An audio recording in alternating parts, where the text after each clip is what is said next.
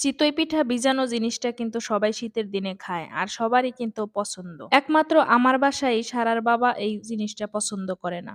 তার পছন্দ না, সে খাবে না। আমাদের তো পছন্দ। এইজন্য তৈরি করলাম। কারণ বাসায় তো আরো লোকজন আছে। বিশেষ করে খাওয়া নিয়ে আমি কারো জন্য অপেক্ষা করি না। আমার মন যেটা চায় আমি সেটা আগে খাবো, এটাই আমার ইচ্ছা। সারার বাবা যেহেতু খাবে না, এইজন্য সারাকে দিয়ে কিন্তু আমরা ৩ জন ৪ টা পিঠা মাত্র ভিজাবো। গত বছরও কিন্তু আমি ৪ টা পিঠাই ভিজাইছি, এইবারও ৪ টা পিঠাই ভিজাইছি। আমার কাছে কিন্তু এই চিতই পিঠা ভিজানোটা অনেক ভালো লাগে। ঘন করে দুধ জাল দিয়ে আর নলেন গুড় দিয়ে তারপর পিঠাটা ভিজালাম। এটা কিন্তু অনেক ভালো লাগছে খেতে। সকালে দেখি সারামণি আবার খাইতে বসছে। আমার ভাগ্নি তাকে খাইতে দিছে। ও কোনোদিন পিঠা খায় নাই, আজকেই ১ম চিতই পিঠা খাচ্ছে। যেটুকু খাইছে অতটুকুতেই এনাফ। আমার কাছে তাই ভালো লাগছে। কারণ জীবনের ১ম ও চিতই পিঠা ভিজানো খাইলো। আর একটা কথা আপনাদের সাথে শেয়ার করি। গত বছর আমি ৪ টা পিঠা ভিজাইছি। সেই সময় আমার পাশের বাসার যে সাদিয়া নামের ওই মেয়েটা ঐদিন সকালবেলায়ও আসছিল।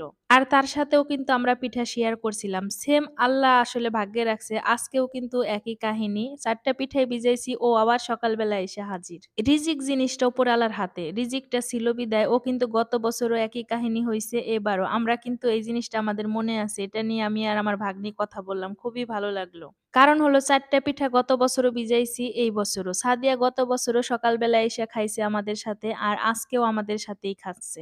আর এই কনকনা ঠান্ডার মধ্যে সবাই একসাথে পিঠা খাইতেছি সকালবেলায়। খুবই ভালো লাগছে সেই মুহূর্তটা। যেকোনো জিনিসই কম হোক, কিন্তু সবাই মিলে যদি শেয়ার করা যায়, সবাই একসাথে খাওয়া যায়, সেই জিনিসটার স্বাদও কিন্তু বেড়ে যায়। আমার কাছে তো অনেক বেশি ভালো লাগে। একা, একা চুপি, চুপি কোনো খাবার খাইতে আমার কাছেও ভালো লাগে না। যেকোনো খাবার হোক, কাউকে একটু শেয়ার করতে পারলে সেই জিনিসটা আমি ভীষণ মজা পাই।